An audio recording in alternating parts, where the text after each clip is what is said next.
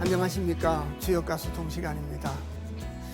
오늘도 지난 시간에 이어서 계사편 5장의 내용상으로는 네 번째 구절에 공부를 하려고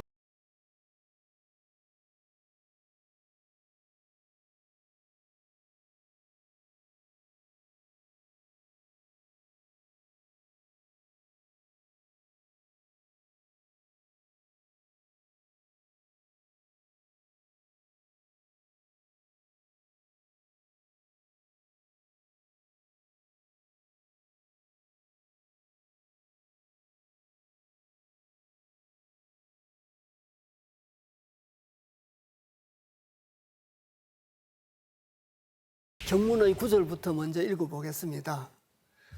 계사편 5장의 이제 내용상으로는 네 번째 구절인 편입니다.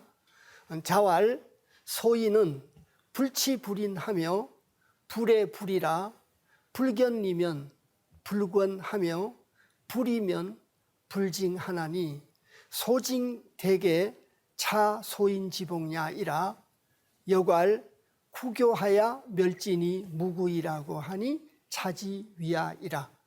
이 구절에 대해서 이제 구체적으로 설명 말씀을 드리겠습니다. 자왈 소인은 주역에서는 군자와 소인으로 나누죠. 그래서 군자는 그 성인 지도를 실천하는 사람이 군자입니다. 소인은 무지몽매해 가지고 뭔가를 몰라서 성인 지도를 실천하지 못하는 무지몽매한 사람이라고 하면 되겠죠. 그게 소인입니다. 악인하고는 좀 구분이 됩니다. 소인은 불치불인하며 부끄러울 치자와 어질인 자입니다. 인을 하지 않아도 부끄러워하지 아니하며 그 말이죠. 인이라는 건 우리말 표현으로 사랑입니다.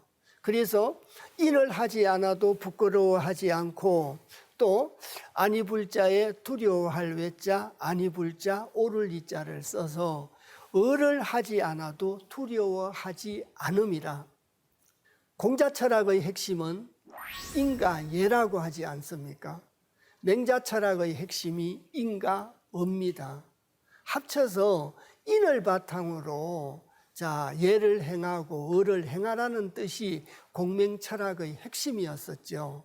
그래서 공맹철학의 핵심인 인과 을을 소인배는 인을 하지 않아도 부끄러워하지 않고 을을 하지 않아도 두려워하지 않음이라 불견이면 소인을 지칭한 말입니다. 아니불자 볼견자 이로울 이자라 소인배는 이로움을 보지 않으면 그 말입니다. 소인배는 이로움을 보지 않으면 불권하며 건면할 권자거든요. 소인배는 이를 보지 않으면 건면이 안 된다는 거죠. 건면이 안 된다라고 하며 불위면 불징하나니 위험 위자입니다. 위험이 아니면 옛날에 어르신들이 공부 안 하면 막 혼낸다는 그런 게 작은 위험에 속합니다. 그래서 위험이 아니면 징계가 안 됩니다. 소인배는 무지몽매한 사람이라 일을 보지 않으면 건면이 안 되고 위험이 아니면 징계가 되지 않는다고 합니다. 징계가 되지 않는다라고 하니 소징이 대개라. 작은 징계로서 크게 경계가 된다면 그런 뜻입니다. 회초리로 가지고 회초리를 맞고 다음부터 나쁜 짓을 반복하지 않는다면 경범죄를 저지르고 작은 형벌을 받아서 더 이상은 범죄를 저지르지 않는다면 바늘도둑이 소도둑되는 걸 막을 수가 있었으니 그게 바로 소징대계고 곧 읽어낼 겁니다마는 2차 자에 자 복복자죠. 이것이 소인의 복이다. 작은 징계로서 크게 경계가 된다면 아까 말씀드렸듯이 작은 해초리의 체벌로 다시 나쁜 짓을 하지 않고 또 작은 체벌로서 바늘도둑이 더 이상 소도둑이 되지 않는다면 그것이 소인의 복이라는 거죠. 소징이 대개라 이것이 바로 소인의 복이라. 여갈 여기서 이르기를 구교하야 신구자와 형틀교자입니다. 물론 학교교자죠. 학교교자인데 여기서는 형틀교자로 읽습니다. 그래서 신구자의 형틀교자라고 하는 것은 쉽게 말씀드려서 족쇄를 보고 말합니다. 발목에 채우는 형벌의 도구, 족쇄를 보고 이제 구교라고 합니다. 구교하야 멸진이, 멸할 발짓자, 발목짓자입니다. 제 소견에는 발짓자보다는 발목짓자가 더 원래 뜻에 가깝지 않나 싶습니다. 왜냐하면 족쇄를 발목에다가 채우지 않습니까? 발목에다가 족쇄를 채워서 발목이 보이지 않는 거죠. 그래서 멸진이 무구이라고 하니 어떻게 족쇄를 발목에다가 채웠는데 허물이 없다라고 하느냐? 앞구절에 이어진 겁니다. 발목에 족쇄를 채우는 작은 잘못을 저질렀을 때, 다시 말씀드리면 경범죄를 저질렀을 때는 족쇄를 채운다고 합니다. 그래서 족쇄를 채워가지고 작은 징계로서, 족쇄를 채우는 작은 징계로서 크게 경계가 된다면 이것이 소인의 복이다. 이 말을 이어온 거죠. 그래서 구교하야 멸진이, 족쇄를 세워가지고 발목을 멸했으니 발목이 보이지 않음이니 무구라고 하니 허물이 없다라고 하니 자 차지 위하이라. 이것을 잃은 말이다. 이것을 잃은 말이다. 앞에서 거듭 말씀드리지만 소징이 대개라 자 차 소인지 복냐라. 이것을 잃은 말이다. 이 말입니다. 작은 범죄를 저지른 사람에게 족쇄를 채워서 발목이 보이지 않도록 형벌을 가했는데, 작은 징계를 가했는데 그로서 더 이상 범죄를 저지르지 않게 되었으니 허물이 없다라고 하니 이것을 잃은 말이다. 그래서 내용상 네 번째 구절의 내용이 바로 이런 걸 내용으로 하고 있습니다. 근데 이 내용이 어디서 왔냐고 그러면은 활해서학계에서 왔습니다. 공자께서 주역 64개 중에 활해서학계를 굉장히 중요하게 생각을 하셨던 것 같습니다. 왜냐하면 주역개사 하편 5장에서 활해서학계에서 두 개 효사를 가져다가 설명을 하고 있습니다. 그래서 64개 중에 두 개의 한 궤에서 두 개의 효사를 설명한 유일한 궤가 있다면 바로 활해서학계입니다. 그래서 이제 활해서합에 대해서 이제 설명 말씀을 드려야 또 방금 읽었던 구절을 쉽게 이해할 수 있기 때문에 활해서합에 대한 설명 말씀을 드리도록 하겠습니다. 활해서합이라는 것은 잠시 궤를 그려놓고 말씀을 좀 드리도록 하겠습니다. 약간 그 복합적인 상황을 갖고 있습니다. 그래서 활해서합은 자 위에는 불이고 아래는 우레입니다.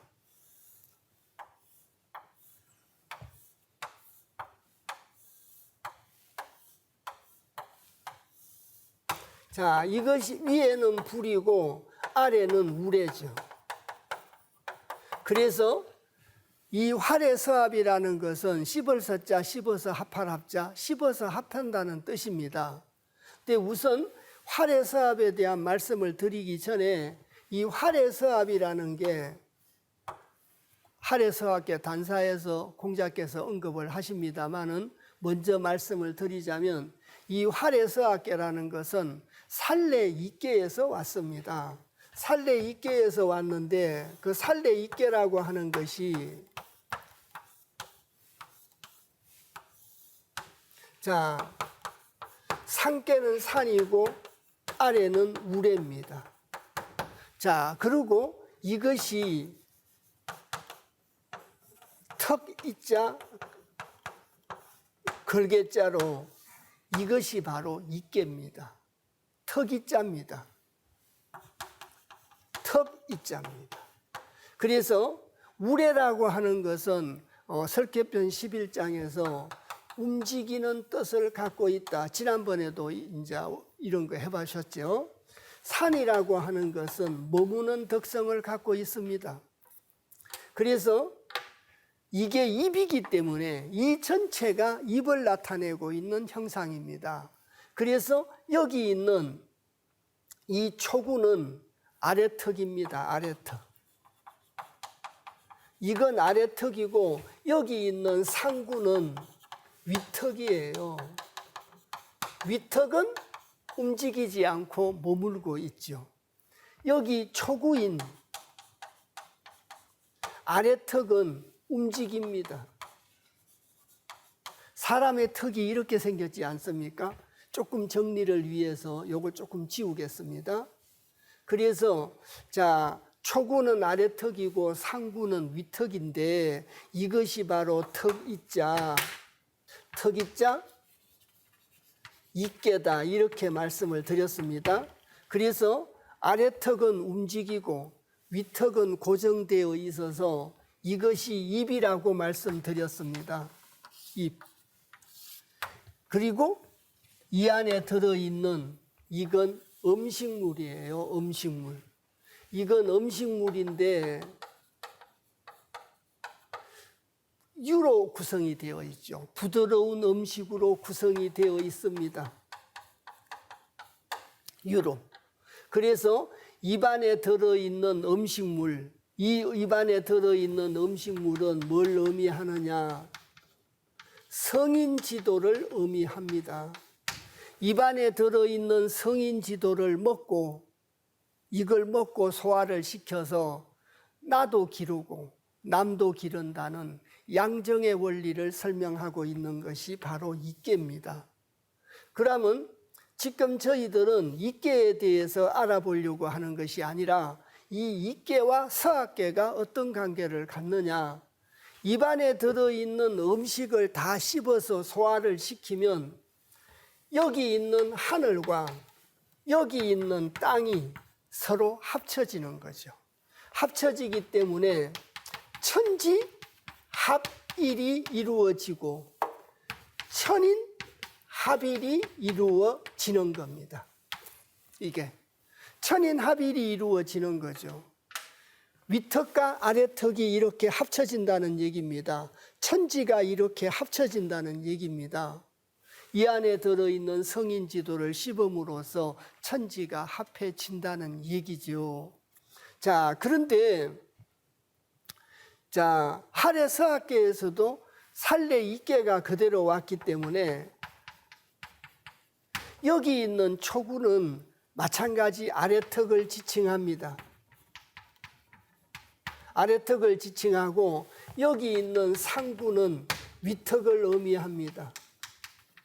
물론 여기 있는 게 음식물입니다. 1차적으로 이제 하나 더 설명드릴 게 있어서 음식물입니다. 근데 아까 살레 이께에서는 부드러운 음식만 들어 있었는데 이번에 활의 서학계에서는 여기에 구사, 양이라서 강이죠.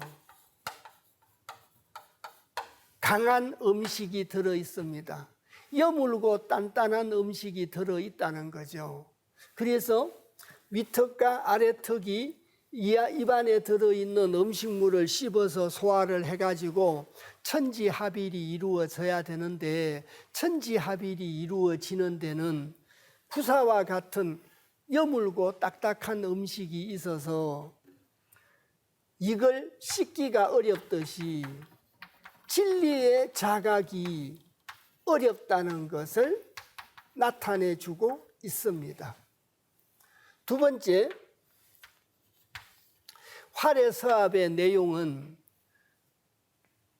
여기 있는 초구는 경범죄인으로 지칭을 합니다. 두 가지 뜻을 갖고 있습니다. 여기 있는 상구는 중죄인입니다. 지금 저희들이 방금 읽었던 것이 활해서합계 초구 효사입니다. 경범죄인이기 때문에 족쇄를 세운 겁니다. 다음 구절에 읽어내야 됩니다. 다음 구절에 읽어내야 될 내용인데 상구 중죄인은 중죄인이기 때문에 황새를 세웁니다.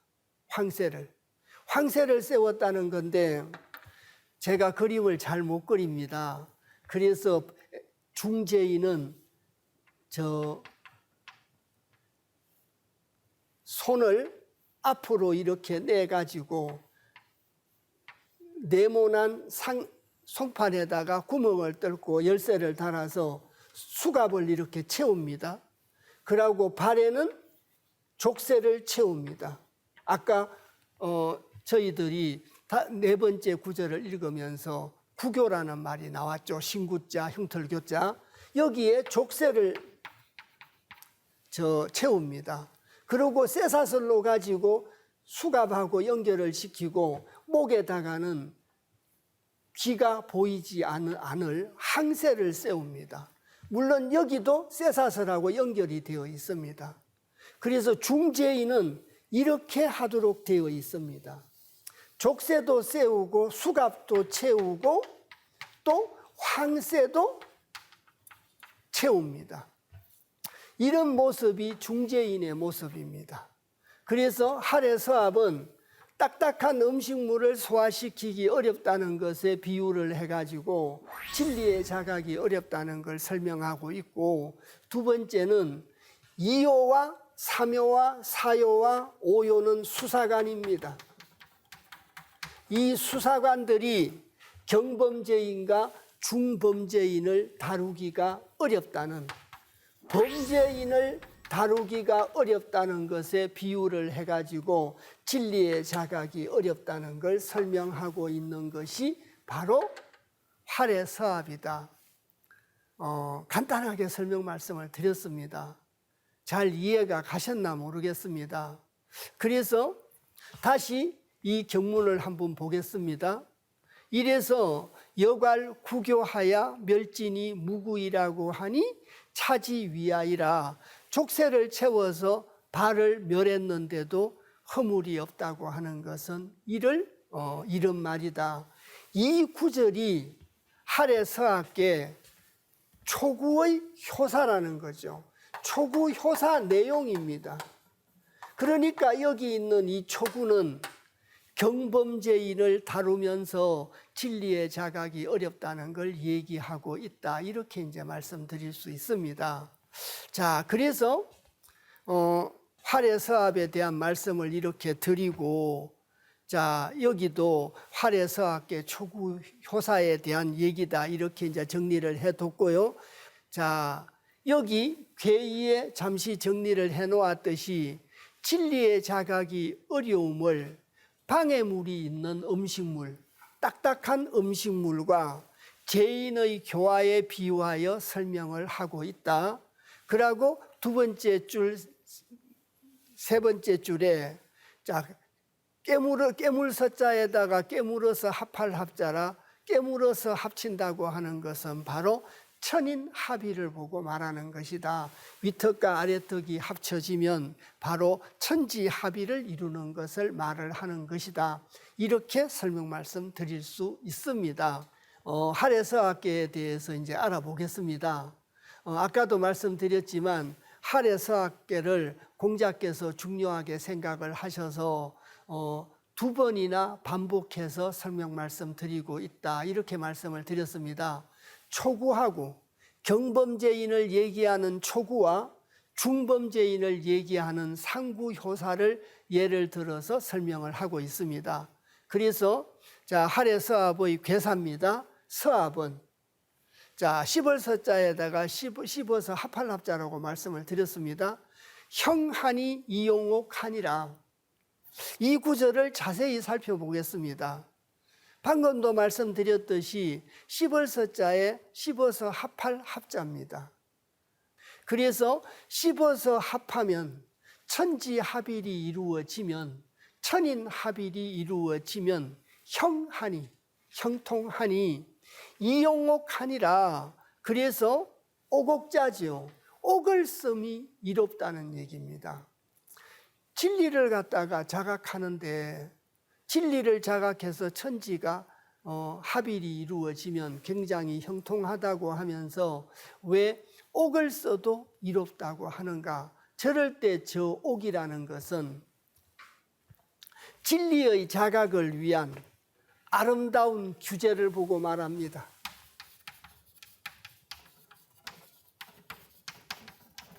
아름다운 규제.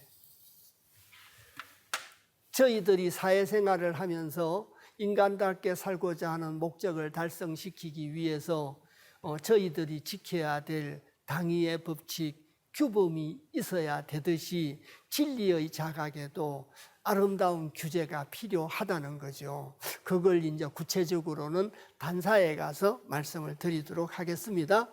그래서 공자가 서합은 형하니 이용옥하니라는 이 문항의 개사를 두고 공자께서 설명을 단사에서 합니다. 단할 이중유물일세. 아까 말씀드린 특이자입니다. 왈서합이니 서합이 형하니라 강유분하고 동의명하고 내전이 합의장하고 유덕중이 상행하니 수부당이나 이용옥하나니라. 그래서 이 구절을 또 자세히 살펴보도록 하겠습니다. 단할 이중유물이다. 아까 말씀드린 특이자입니다. 여기 잠깐 보시면 이것이 바로 특이자의 이깨라는 거죠.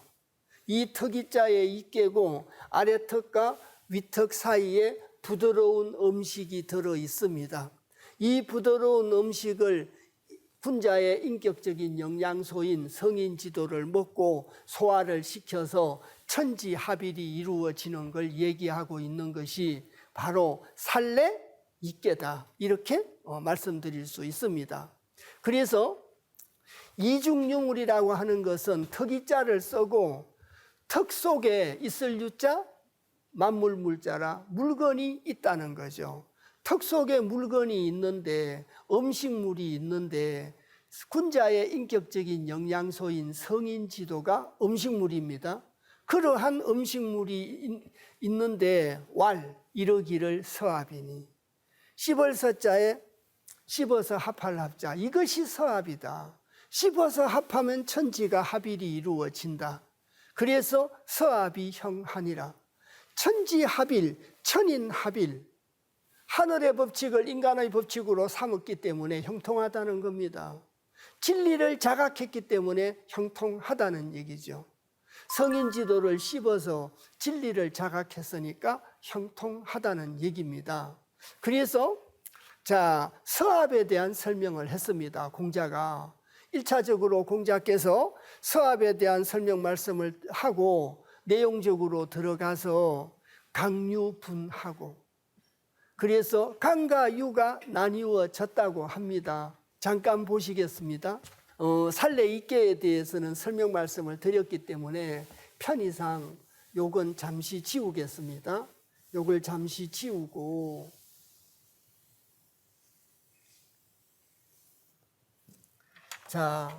살래 이깨에 할애 서합계에 여기가 상깨지 않습니까? 여기가 합계입니다. 상깨는 화요, 합계는 우래죠.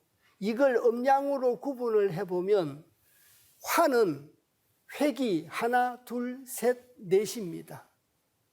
자주 말씀드렸습니다마는 설계편에서 우주 육가족을 기준으로 해가지고 화라고 하는 것은 둘째 딸이다. 그거 기억 안 하셔도 된다라고 말씀드렸지 않습니까? 그래서 획이 하나, 둘, 셋, 넷이죠. 네 획이죠. 네 획. 네 획이고 아래에 있는 것은 하나, 둘, 셋, 넷, 다섯입니다. 5개죠.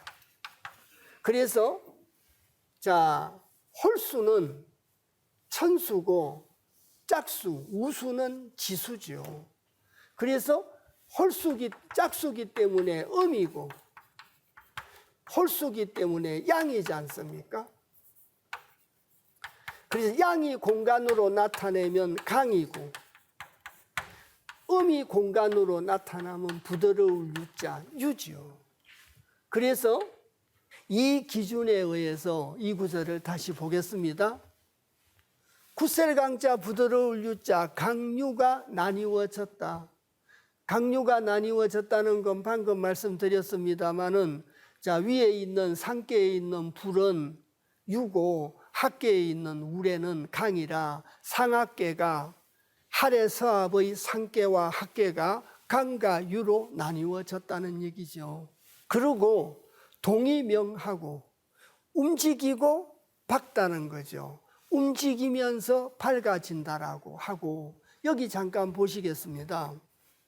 우레는 움직임이죠. 움직일 동자입니다.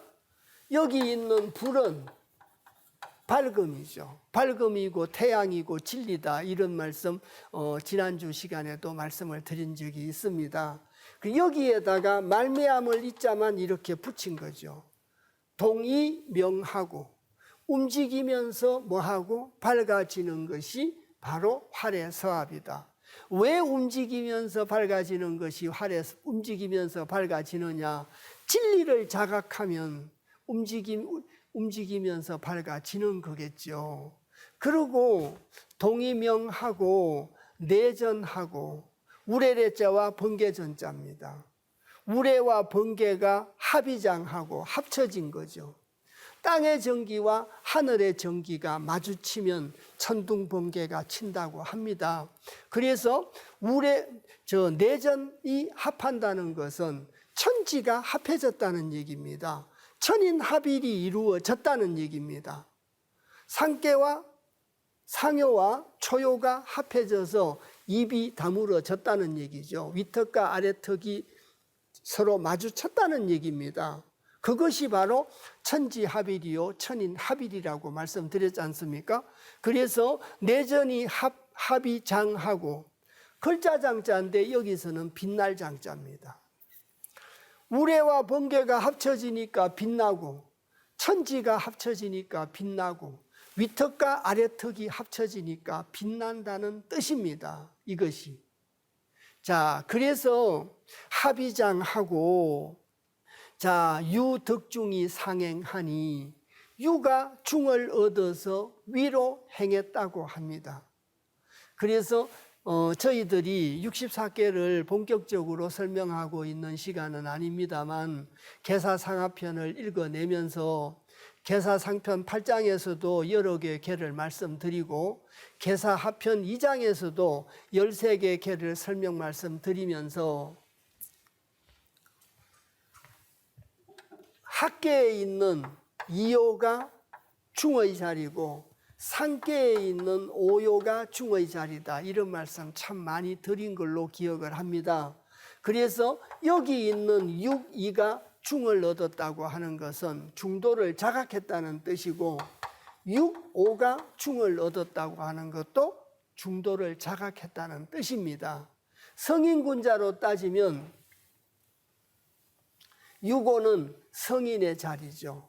6호는 성인의 자리고 6위는 군자의 자리입니다. 그래서 여러 가지로 쓰이지요. 여러 가지로 쓰여서 6호는 성인의 자리고 자, 6위는 군자의 자리입니다. 이렇게 나눌 수도 있습니다. 그래서 유가 중을 얻었다고 하지 않습니까?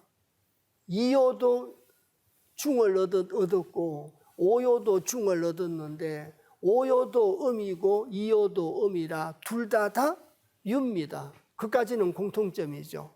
그래서 유덕중이 상행하니 유가 중을 얻어서 위로 올라갔다고 하니까 6위하고 6호 중에 굳이 어느 걸 지칭하느냐고 물으신다면 6, 5를 지칭한다라고 말씀드릴 수 있습니다. 자, 유가 중을 얻어가지고 상께 위로 행했다고 되어 있지 않습니까? 위로 행한 것은 유고밖에 없거든요. 그래서 이제 유덕중이 상행하니, 자, 비록 숫자, 아니 불자, 마땅할 당자, 할위자입니다. 비록 마땅하지 않지만, 마땅하지는 못하나, 될리자 할리자니까 마땅하게 되지는 못했다 그 말이죠. 글자대로 하자면 그걸 좀 더 부드럽게 푼다면 비록 마땅하게 되지는 아니함이나 마땅하지는 못하나 자리가 마땅하지를 못합니다. 자리가 마땅하지를 못하니 이용옥하니라. 부정이죠. 자리가 마땅하지 못하기 때문에 유약해서 다른 쪽으로 흘러갈 수 있기 때문에 약간의 강제성, 아름다운 규제가 필요하다. 그 말씀 아까 드렸는데 그 말이 이용옥입니다. 진리를 자각하는 데는 유약해서 다른 쪽으로 흘러갈 가능성이 있기 때문에 그걸 막기 위해서 아름다운 규제가 필요하다. 옥을 씀이 이롭다. 이렇게 설명 말씀드릴 수 있습니다. 그래서 활해서합의 단사에서 공자께서 서합의 뜻이 뭔가를 설명 말씀드려서 씹어서 합하면 형통하다. 입안에 들어있는 음식물을 씹어서 합하면 형통하다고 얘기를 하고 있고요. 그리고 내용적으로 강류가 나뉘어지고 움직이면서 밝아지고 내전이 합하여 빛난다라고 하고 또 유가 중을 얻어서 위로 올라간다고 하니 비록 마땅하게 되지는 못함이나 옥을 씀이 이롭다. 아름다운 규제를 하면 이롭다라고 설명을 하고 있습니다. 그리고 이제 할해서합에서는 꼭 대상사까지 읽어 보지 않아도 될 듯 싶습니다만은 대상사를 읽어 보시면 내전이 서합이니 선왕은 이하야 명벌 칙법하니라. 이걸 구체적으로 살펴보겠습니다. 그래서 상활 내전이 서합하니 땅의 정기와 하늘의 정기가 씹어서 서로 합쳐진 거죠. 그래서 번쩍하고 세상을 밝게 했습니다. 여기 잠깐 보시면 움직여 가지고 밝게 했다는 거죠. 세상을 움직여서 밝게 하고 또 천둥 번개 소리로 세상을 두렵게 했다는 얘기입니다. 사람들이 하늘의 소리에 두려워할 줄 알아야 된다. 두려워하면 복 받는다. 그래서 중내 징계에 나옵니다. 주역 중내 징계에. 그래서 내전이 서합이니 선왕은 이하야. 하늘의 정기와 땅의 정기가 합쳐져서 천지합일이 이루어지고 세상이 움직이면서 세상이 밝아지고 소리를 내어서 세상 사람들이 두렵게 하고 소리를 내어서 세상 사람들을 일깨우게 하는 걸 선왕이 보고 깨우쳐서 명벌 칙법 하나니라. 형벌을 밝게 하라는 겁니다. 형벌을 밝게 하고 조서칙자 법법자인데 법을 조서화했다는 것은 법을 제정했다는 말이죠. 천지의 합일로 하늘의 법칙으로 땅의 법칙을 삼으라는 얘기입니다. 사람의 법칙을 삼으라는 얘기입니다. 그래서 형벌을 밝히고 법을 갖다가 만들어라. 이렇게 하면 세상이 움직여서 밝아지게 된다. 세상이 움직여서 밝아지는 것은 할해서합으로 이루어질 수 있다. 이렇게 얘기를 하고 있습니다. 그래서 저희들이 계사편 5장에서 읽었던 그 네 번째 구절을 돌아가서 다시 한번 읽겠습니다. 네 번째 구절을 읽어보면 자왈 소인은 불치불인하며 위턱과 아래턱을 합쳐가지고 움직이면서 밝아지고 천지합의를 이루어야 함에도 불구하고 소인은 인을 하지 않아도 부끄러워하지 않고 을을 하지 않아도 두려워하지 않음이라. 소인은 불견이면 소인은 육신의 고난만 알지 진리의 고난은 알지 못한다고 하지 않습니까? 불견이면 소인은 이로움을 보지 않으면 불건하며 건면이 되지 않으며 불이면 불징하나니 위험이 아니면 징계가 되지 않는다라고 하나니 소징이 되게라. 작은 징계로서 크게 경계가 된다면 차 소인 지복냐이라. 이것이 소인의 복이다. 여기에서 이르기를 할에서학계 초구에서 이르기를 자 구교하야 멸진이 무구라고 하니 이를 이런 말이다. 그래서 할에서학계 초구에서 구교하야 멸진이 무구라고 써놨습니다. 족쇄를 갖다가 형벌의 작은 범죄인에게 경범죄인에게 채우는 족쇄를 채워서 발목을 멸했는데 허물이 없다는 말은 바로 이것을 이룬 말이다. 작은 징계로서 크게 경계가 된다면 이것이 소인의 복이다. 그래서 작은 징계로서 크게 경계가 된다면 허물이 없다라고 얘기를 하고 있습니다. 수업 초기에 제가 사전에 말씀드렸듯이 공자께서 할애서합에 대한 내용의 중요성을 인식하시고 계사 하편 5장에서 할애서합의 초요와 상요를 다 말씀하고 있다 이렇게 말씀을 드렸습니다.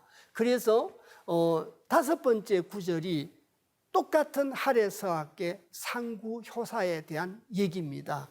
그래서 그 5번째 구절을 읽어보도록 하겠습니다.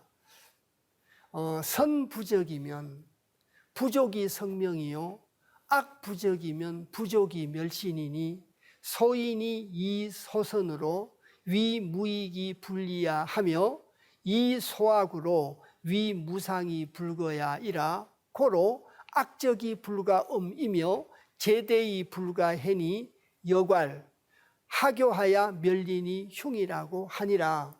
그래서 하교하야 멸리니 흉이라고 하니라는 저 구절이 바로 할애서학계의 상구효사에 대한 얘기입니다. 그래서 거듭 말씀드리지만 이번 시간에 먼저 말씀드린 구절은 할애서학계 초구효사에 대한 얘기고 두 번째 구절의 말씀은 할애서학계 상구효사에 대한 얘기다. 이렇게 이제 말씀을 드리고요. 선부적이면 착할 선자 쌓을 적자지 않습니까? 선을 쌓지 않으면 그 말이죠. 선을 쌓지 않으면 부적이 성명이요 아니불자 족할 족자 써이자 이룰 성자 이름 명자입니다. 선을 쌓지 않음이면 이로써 이름을 이루기에 족하지 못하다. 그냥 선을 쌓지 않으면 이름을 이룰 수 없다. 그게 이제 현대식인 표현이죠. 그런데 이제 이 글귀로 따지면 선을 쌓지 않으면 이로써 이름을 이루는데 족하지 못함이며 악부적이면 악을 쌓지 아니함이면 부족이 멸신이니 이로써 몸을 멸하는데 족하지 못하다. 그래서 현대말로 해석을 해놨습니다마는 선을 쌓지 않으면 이름을 이룰 수가 없고 악을 쌓지 않으면 몸을 멸하지 않는다. 몸을 멸하게 되지 않는다. 그 말을 하고 있는 거죠. 자, 그리고 그 다음 구절이 소인이 이 소선으로 소인은 무지몽매한 사람을 소인이라고 한다고 말씀드렸지 않습니까? 소인은 이 소선으로 작은 선으로서 위무익이 불이야 하며 말미암을 이를 기준으로 위무익을 해석하고 불리야를 해석한다면 할위자 될리자 없을 무자 더할 익자지 않습니까? 작은 선으로서도 보탬이 되는 것이 없습니다. 하늘이 보태주지 않는다는 뜻입니다. 보탤 익자는 하늘이 보태주는 거거든요. 예를 들어서 소인이 길 지나가다가 동량을 구하는 사람한테 돈 1,000원짜리를 냈습니다.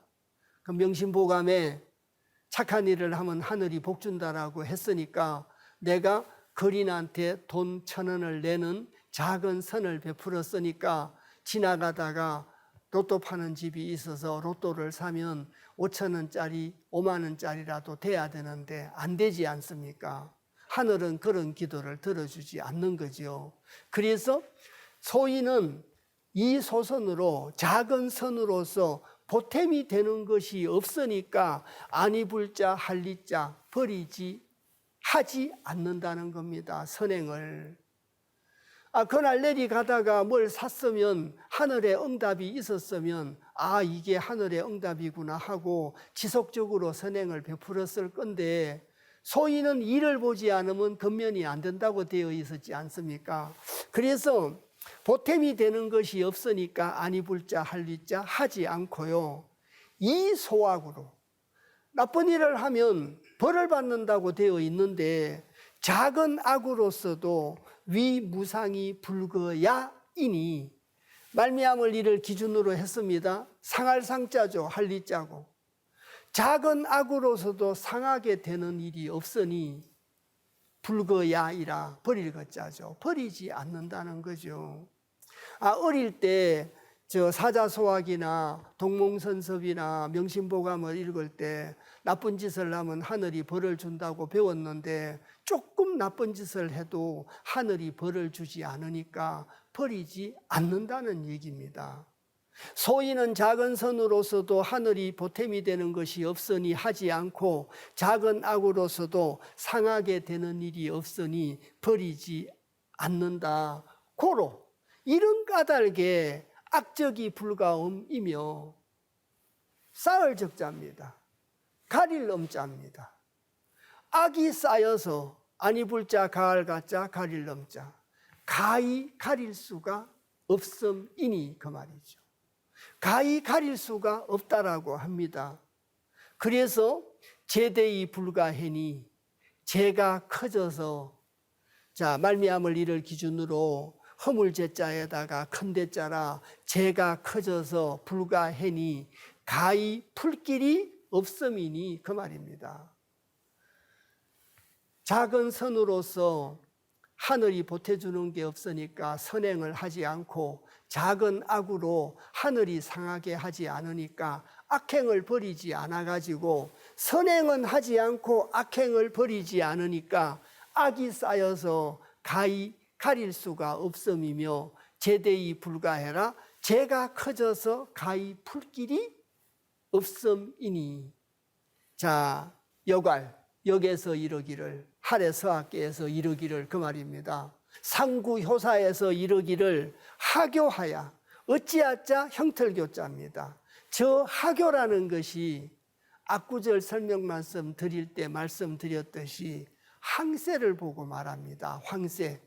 그래서 목과 얼굴 절반을 가리는 형벌의 도구라고 합니다. 그래서 그것이 항세입니다.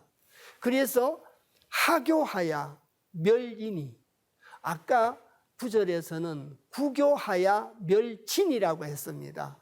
족쇄를 세워가지고 발목이 보이지 않으니라고 했고, 이번에는 하교하야 멸이니, 황새를 세워서 멸할멸자 기자, 귀가 멸했다. 귀가 멸했음이니 흉이라고 하니라. 사람들 중에 가장 큰 교만이요, 가장 큰 범죄가 성현의 말씀, 하늘의 소리를 외면하는 겁니다. 공자께서는 하래서학계에서 중범죄인이, 어떤 사람이 중범죄인이냐, 길을 막고 하늘의 소리를 듣지 않는 사람이 중죄인이라고 설명하고 있습니다. 그래서 황새를 세우면 귀가 보이지 않는데 왜 멸이라고 했느냐, 스스로 들으려고 하지 않는다는 거죠. 귀가 멸했으니 하늘의 소리를 듣지 못하는 거 아니겠습니까? 이순을 할 수가 없는 거죠. 귀자 순할순자, 논어에 60이면 이순이다, 그런 말이 있죠. 하늘의 소리에 순종한다. 근데 귀를 틀어막고 하늘의 소리를 들으려고 하지 않으니까 흉하다는 겁니다. 지금 거듭거듭 말씀드리듯이 활해서합이라는 것은 진리의 자각의 어려움을 설명하고 있는 것이 활해서합이다, 이렇게 이번 시간에 말씀을 드렸습니다. 활해서합계 상구효사인 중재인은 하늘의 소리를 귀를 틀어막고 들으려고 하지 않으니까 흉하다고 한 겁니다. 그래서 공자께서 활해서합계의 중요성을 인식하시고 계사하편 5장에서 할애서학계의 효사 중에 초효사를 끄집어다가 경범죄인에 대한, 그런데 소징이 대개를 설명했습니다. 작은 징계로서 크게 경계가 됨을 설명하고, 또 상구효사를 갖다가 가져다가 멸린이 흉하니라 이렇게 설명하고 있습니다. 자, 이번 시간에 저희들이 읽어낸 내용이 활애서합입니다. 거듭해서 말씀드렸듯이 활애서합이라고 하는 것은 아래턱과 위턱 안에 들어있는 음식물을 씹어서 천지합일이 이루어지도록 하는 것이 활애서합이다. 그런데 여기 있는 성인지도의 이 음식물은 딱딱한 음식물도 있고 수사관이 범죄를 이를 다루기가 어렵다는 것에 비유를 해서 진리의 자각이 어렵다는 걸 설명하고 있는 것이 바로 활애서합이라고 말씀을 드렸습니다. 그래서 초구효사와 상구효사를 가져다가 진리의 자각이 어렵고 그 초구를 경범죄인의 비유를 하고 상구를 중범죄인의 비유를 해서 진리의 자각이 어렵다는 걸 설명하고 있는 것이 바로 이번 시간에 설명 말씀드린 활애서합의 핵심적인 내용이라고 할 수가 있습니다.